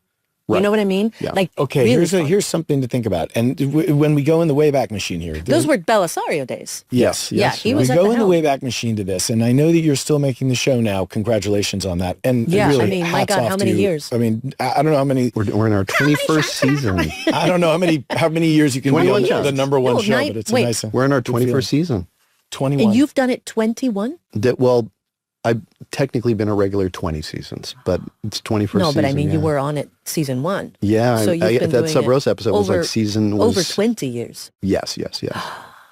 I know, it's crazy. So It's you and Mariska Hargitay, man. It's a few of us. I think Cool J's in there too somewhere. when you're doing this much, you do get to a point where, because in the beginning we're finding the show, like you just said, then Yeah. it starts to become Technicolor, and you're starting to discover like, oh, we can use this color and use that, Yeah. and you've got this paint box out, and you're still experimenting, and how that gets found, future filmmakers and TV purveyors, how that gets found isn't by trying to be perfect every take. Perfect is the enemy of good when it comes to this, right? Which is where the concept of play comes in. We would play the scene, Yeah. damn the torpedoes. And if I got my line wrong and I called her Mrs. Burnaby instead of Mrs.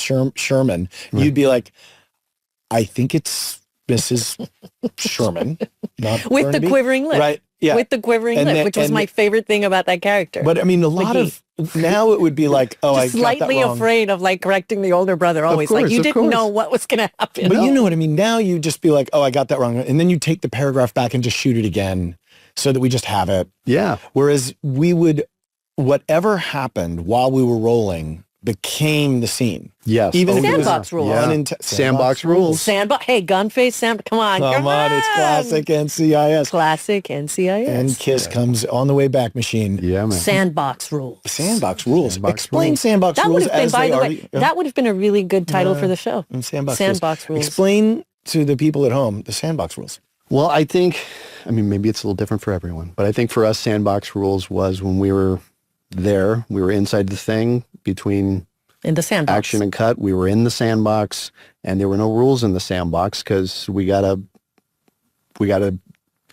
explore and discover and find things. But it was also like you started and you didn't stop. Like you went through it, unless of course something tragic happened. But Right. for the most part, it was like, we're going to go and we're going to finish and we're going to see what happens. We're just going to live through it and see where it We're just going to goes. live through it. And a lot of discovery that happens there starts to inform these pivots in character, because you start to see Probie and the Probalicious and the McProbie and all the nicknames that were sort of ad-libbed and came out of a sandbox place. Yeah. And a lot of the, I discovered subtext.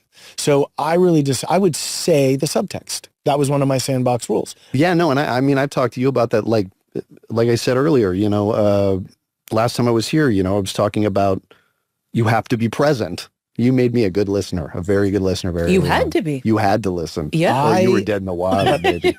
I was always watching so closely what everyone was doing because I was in awe of everybody's skill sets. You could do this stuff that I did not. It's like when I talk to my wife about math and I'm like, what? I don't get it. Like, she's doing 6th grade math with my daughter right now. And I'm like, I'm out. I'm like, couldn't pass a test. And the 6th grade math, way beyond me. Can I say something about, because we're again together in one of my favorite moments of season 3. And we had a couple, but we would go, and I'm not sure which trailer, if it was mine, it was yours, or it was Michael's. And we became like rampant fans of The Room, the movie The Room. Remember? Oh, yes. Oh my God. Remember? And we would watch it and watch it and rewatch it and rewatch it.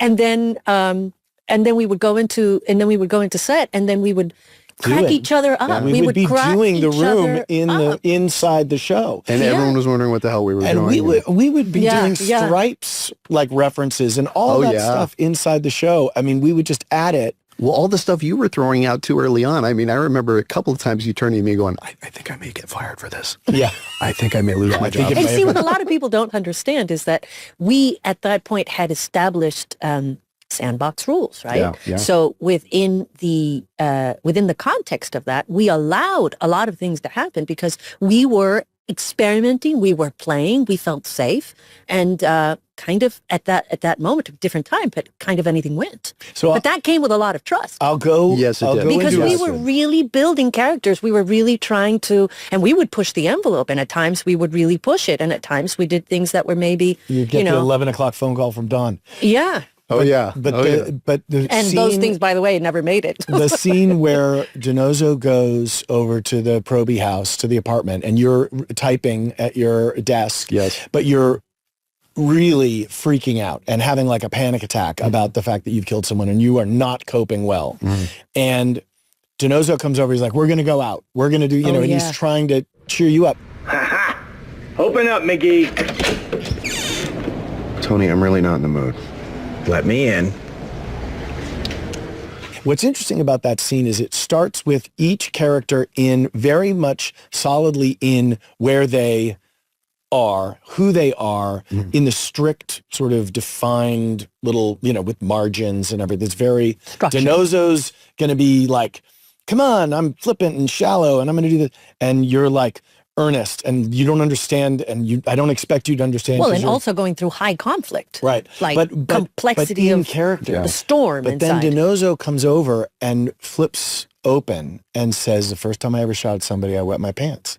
And he's not kidding. Yeah. And he's not. Now, I remember at the time thinking, is he making it up to make McGee feel better? And I made the choice that he wasn't. I remember you doing that. I remember that moment. Because if I made the choice that I was lying, then there's... It wouldn't have been a very interesting choice. But it's like... And it probably would have also still kept you in that narrow margin. Right. And the thing was, if you tell anybody that I wet my pants the first time, like I will erase you from the planet Earth. Right. And well, I think it was a gesture of friendship, like true friendship. But like it you were also- dropping all of that stuff and you were like, look, dude, I'm going to show you a little bit of who I am, the cracked me, the scared me, the vulnerable me. And I think those were you didn't see that, especially from your character, very often until later on in the show. But you're where showing the audience. We started all cracking in our own way. But you're showing the audience extra layers, components, levels. And I think that what's infinitely great about, the show is that no one just stayed as one thing. Probie, this was the episode where Probie grows, but it's not like at the cost of everyone else's characters staying static. Right. We see DiNozzo turn We're all and growing. open a door. Yeah. Everybody's doing our relationship deepens through the teasing. The alley scene, it's one of my favorite scenes. You're enjoying this a lot, aren't you? Oh, yes. And I remember reading that script, and I was like, you know what? I'm going to channel my Meg Ryan. And I remember it was like a little thing that I played every once in a while. I would just be like, oh, I'm going to play the scene a la boom, and that scene was that. And it was such a fun That's another scene. That's actor a really fun scene. That is a good scene. That is a really good scene. It's a fun scene because alley, it also was written really well. You know what I mean? And because at the end you find the bullet, and then in the middle, it's like the character's teasing him, and she's like, "Oh, I'm going to play a little bit." You also had a terrific coat on, by just that coat is so cool, right? I remember you thinking all the time you were really into fashion. You've always been into fashion, but that particular coat was pretty cool with the red inside, right? Yes, I know you like that coat.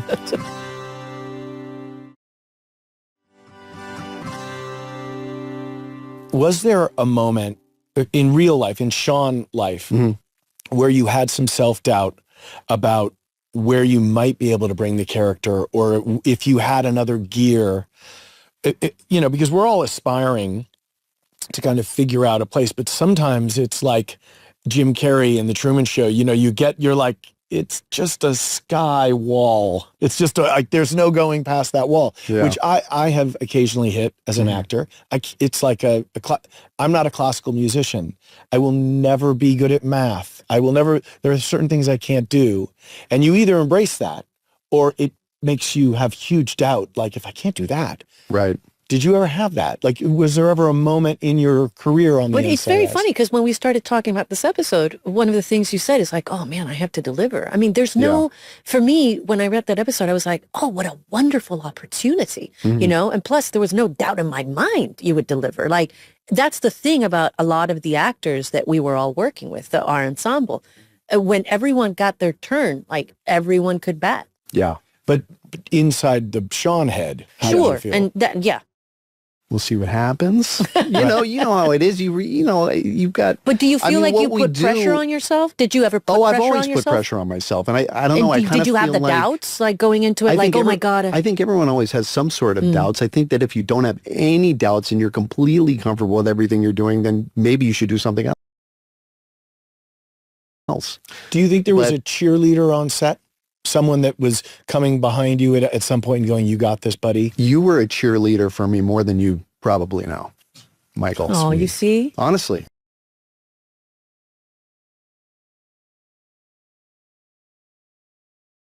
Like a little. Because because as you and I have talked about, and all three of us, we were in the fucking trenches. We were doing long days. We were the family. We were together more than we were seeing. And what people don't know is that we were so far away from like other stages.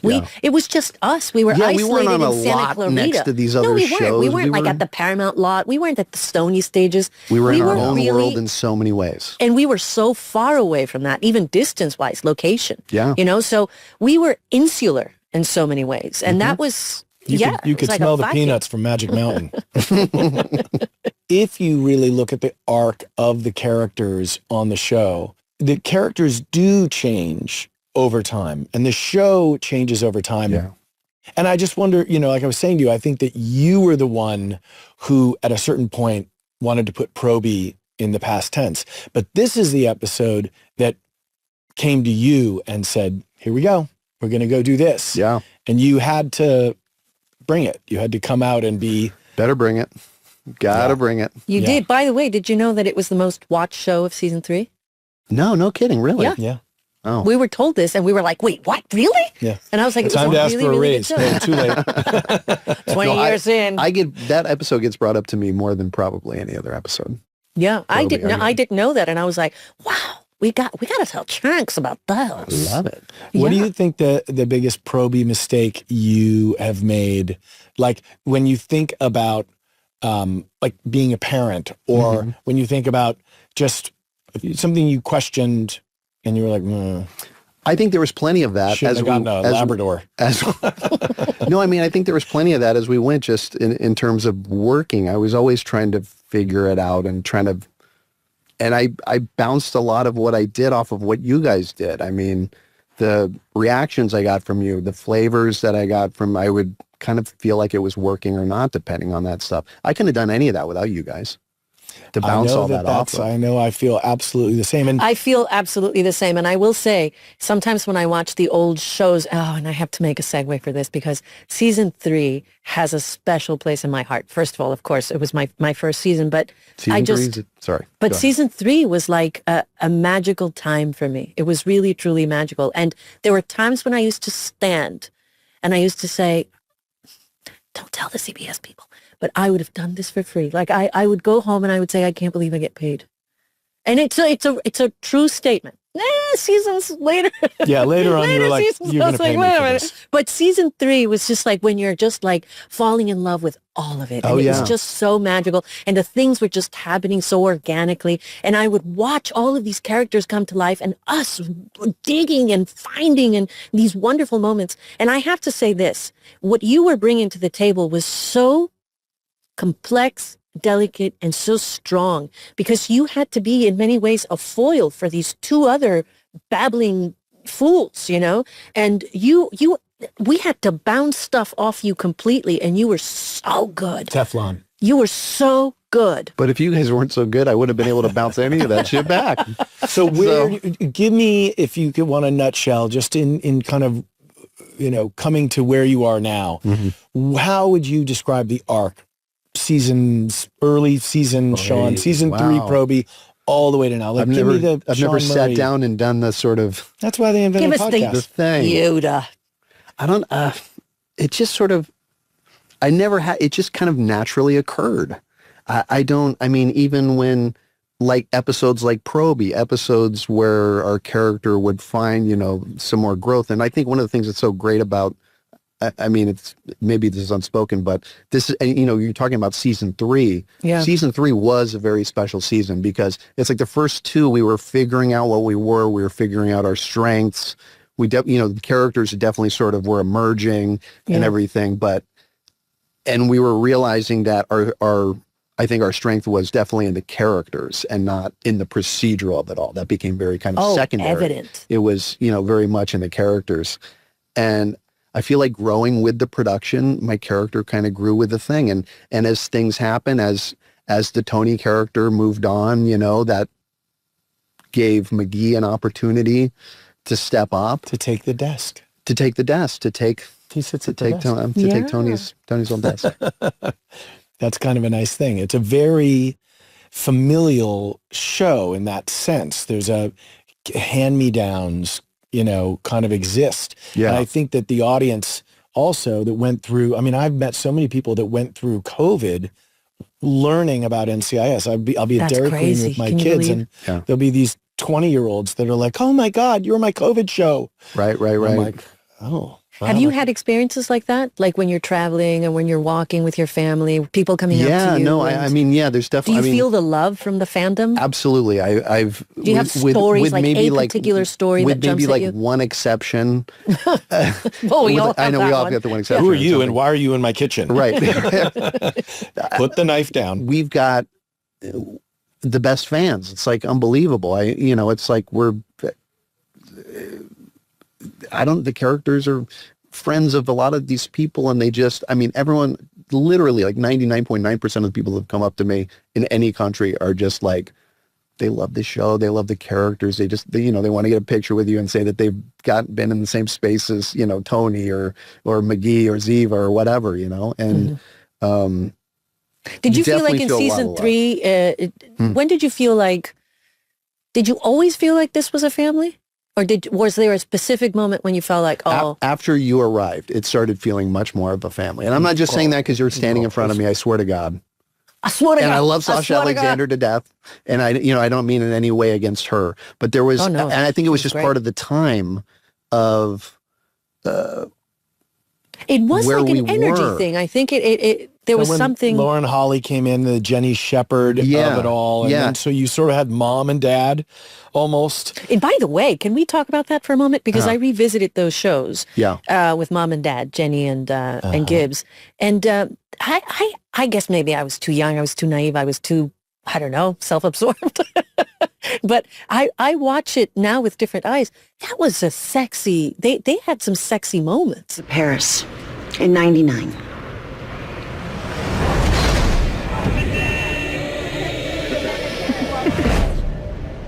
Gibbs became very much a father figure to all of us. Sure. But you get to see the man, you know? Yeah. And that's so important. And I think they were good about giving those glimpses, like not and you overloading had to. You had to because you also you saw him having fun with it. You saw him kind of like in his own way, in a Gibbsian, like he was flirting, And I see it now, and I'm like, oh my God, it was done so subtle, and it was done so beautifully by Mark. It was crafted so nicely. He just kind of threw it away effortlessly, but it tracks so well. No, it was so sexy. There was something about it that was really sexy. When you have an episode like Probie air on a Tuesday night at 8:00, 7 Central, the next morning or that night, does your phone ring? And do you have someone that calls you and says, Sean, that was a great episode, like your mom or your dad or anyone? Or would it be crickets? Or would it be just like us going, Sean, that was a really good episode at the moment? I think it was about us supporting each other. And I mean, we were so entrenched in it. We were just trying to get sleep at night. Did you get the parent phone call? Because I would get You were really good at that. I have to say, you were one of the few people that, I mean, we all had our moments, of course, but I remember getting a phone call from you specifically. And I was like, oh, Sean's calling me, and it's a Saturday at 10 a.m. Why? I was like, we spent every day, Monday through Friday. Why? And then I was like, hey, Chunks, what's going on? And I thought maybe something was going on. And you were just so cool. That was always like such a cool defining thing about you as a human being. The fact that you could grab the phone or, and of course we've all had those moments, but you were saying that and I was like, oh, you've done that with me. So yes, you're right. We did support each other. Yeah, no, as much as we were workmates on, this show together, we were very much a family and we were very close, friends and still are. So, I mean, that was something, and we've all been on shows where that doesn't happen. And we know how rare that is. Yeah. Well, we said it last time, but it was 10 years we had been in the same room. And now, I feel like no time has gone by. No, I saw both of you guys here, and it was like no time. We're just right back at the squad room. Exactly. I started talking about the dentist chair, and I'll go back to it because it is weirdly like it is a time machine. You just feel like really like that dentist thing. Well, I don't know why it's the dentist. It's just like once you get into that chair and they put the thing, you're like, I'm in this thing again. Yeah. But is it a good thing or a bad thing? Because to me, the dentist is never a good thing. It's just the sameness. You're like, it's going to be pretty. I'm not going to good or bad it. I'm just going to go, it's the quality of sameness. And because it is obviously good to be with both of you, but there's this, it is a weird, almost there is no past, there is no future. There is just this moment that we live in that's created. And that when we found each other, it's like we'd always known each other in some way. And it was just... Oh. Do you mean to tell me that you're actually admitting to the fact that we have been here before? When my parents would call me about the show afterwards, my mother... Well, my father never calls, but I'd have to call him on a Sunday. You were like, Dad, did you like my episode? and he'd say, I don't watch it. But my mom would call and she'd say... Oh, Michael. I thought Sean was so good. And when this happened and that happened, your character's not as complicated as that, is it? And I'd be like, Mom, she's like, is there any? And then I'd finally talk to my dad on Sunday. He's like the most complex, by the way, the most complex character in NCIS.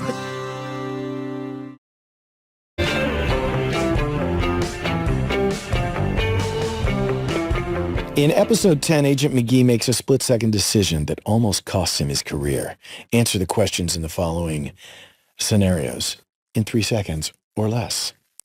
Sean, scenario 1, you're at a friend's party when you're suddenly pushed onto stage for karaoke. The only songs available are Bohemian Rhapsody, I Will Always Love You, and Take On Me by a-ha. Which do you choose? I think I got to go with the Take On Me, a-ha. I mean, it'll be a disaster, but that's going to go. I'll do this. Yeah, I'll do that. Yeah. Take on me. Sean, your second scenario. A squirrel sneaks into your house and is causing chaos in the middle of the night. Do you find something to chase it away with, hide and hope it goes away, or run out of the house in terror? I can't put earplugs in? No. To Ignore. I chase it out of my house? Is that one of the options? You would chase it away. Okay. All right. Okay. I'm going to give you that one. Thank you. Scenario 3, you accidentally reply all to a company email with a joke meant for a friend. Oh. Do you pretend it didn't happen, roll with it and hope it goes over well, or claim your email was hacked? Roll with it and hope it goes over well. You got to take the responsibility. Accountability. Roll with it. Hope it goes over well. Cody DePablo, I've got some scenarios for you. Go. You're called up to stage at your child's talent show, unaware that you're supposed to have a prepared act. Do you quickly showcase a made-up talent, apologize to your child and walk away, or take the opportunity to pontificate about your career to other parents? Wait, can you repeat that? Do you quickly showcase a made-up talent? You don't have to air Yes. I would do that. You would improv. Yeah. Quickly showcase a I made-up think talent. we've all done it. You dine at a new local restaurant and the staff mistakenly believes you're a famous food critic. They keep bringing gourmet dishes for free. Do you go along with it and give exaggerated critiques, confess the mistake, but offer to write an online review, or slip away when no one's noticing after you've filled your belly? No, number 2. Oh. For sure. I'd be like, oh, yeah, somebody's making a terrible mistake here, feeding me all these wonderful things. I will, You however, confess give you the a mistake. You're honest. Yeah, I would say, I'm sorry. It's just not, I think you're, well, but it's true. Wouldn't you do the same? No, you would go Okay. quietly See, out and you take it all. I think I would try and play along just out of the, and then I would just fall apart at some point. And The game section always offers unique insight into people's minds. It does. And I think what we learned is you are really honest. Like way too honest. Who, me? This one. Oh, that one. Yeah. You are also honest? Yeah, but not on the level of the Cotes. No. I just want to wrap up by saying it's very emotional to be together. Yes, it is. It's awesome to spend this time. Let's give thanks. Promise to try and do it again. Yes. Maybe without cameras and microphones. But also, would you come back again? Absolutely. Okay, Okay, microphones. yeah. But I'm just saying, not that we would change our behavior at all without cameras and microphones. We might be a little freer. Maybe just a smidge. Yeah. But you, McProbalicious, beautiful man that you are, beautiful father that you have become, and husband and son and friend. Mm-hmm. May you live to be 1,000 years old. So. Oh, Michael. And Very on sweet that of you. note, I love you, man. hamster 5, hamster 10. Ticka. I love both of you guys so much. It's so good to see you. Honestly, really, it's like, yeah.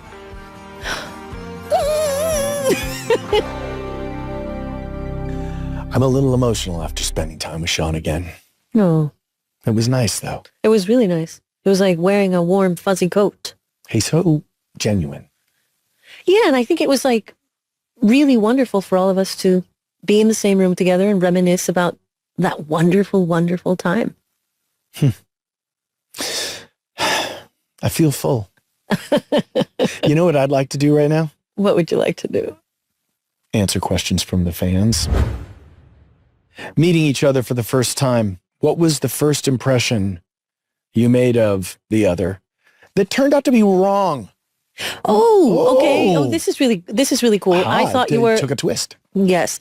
I met you. I had no thoughts whatsoever. But then halfway through the... I'm sorry. What happened? I'm sorry. I unimpressed you? Wait. Thoughts. I'm going somewhere I with met this. you and thought, No, because the first time I met you was during my final callback, my Screen test. Right. So I wasn't thinking of anything other than just getting through the scene. And I think I know we've talked about this moment plenty, but the moment you went off the script was the moment I thought, oh God, he's so unprofessional. Later, I realized that is what made you. And it's the reason why I think there was a lot of fun bits to be discovered, because you always kept me on my toes. You know, because I was auditioning with a few different people. I don't think we've ever talked about this. I think you auditioned with one person, Right, but I didn't know about other people. But well, wait a minute, I'm starting to get slightly jealous. What's happening? What is this? But I know that my first impression was, as I've said before, I thought you were extremely professional and obviously striking and had all that energy and everything. And I would say that I was on my toes around you a lot. And that first impression really lasted. And I think, and we talk about this another time deeper, but when you told me that I laugh when I'm uncomfortable in a way that maybe yes, but by the way, that was like midway through season 3. Yes. That's when I knew that there was a part of you that was going to be my teacher, that you were going to be this, that you were going to, So that I didn't expect. From my first impression with you, I thought... No, you thought actually that I was going to be incredibly, that I was going to be a pain in the ass. Difficult. Right. But do you still think that? No. I know now that you're difficult. Before I thought it. And now I'm like confirmed. So that was my big thing, is you are this, you see things that in me that I felt you drew out these things, and then we had this connection, and that was not something I necessarily thought. I knew we had chemistry. I just didn't see quite how deep it was going to go. Gibbs rule number 42. Oh, God. How many did he have? Do you know it? No. Never accept an apology from somebody who just sucker punched you. Well, by the way, that would make sense. Who makes these things? I don't know. Never accept. It's like, does that hurt? Oh, I'm so sorry. Oh, you're okay. sorry, but you just sucker punched me. Never accept that apology. Did you know that you can watch all episodes of NCIS on Paramount Plus, and you can watch the new episodes of NCIS on the network, CBS? Next week. Off duty. On Off Duty. Yeah. We're going to rewatch an episode about a supermodel. Supermodel was found dead after having overdosed at a Marine base where the reality TV show in which she was participating was being filmed. Oh, man. I hate when that happens. Your parents visited the set that day. Did they? Oh, my God. My parents visited. Yes, they did. See, how did you remember that? How do I remember it? That's why I'm on off duty. Her ex-boyfriend is also found dead in the motel nearby, having overdosed on heroin, leading the team to believe that their deaths may have been related to the relationship. Death, mystery, drama. It's season 3, episode 11, Model Behavior. Model Behavior. Foof.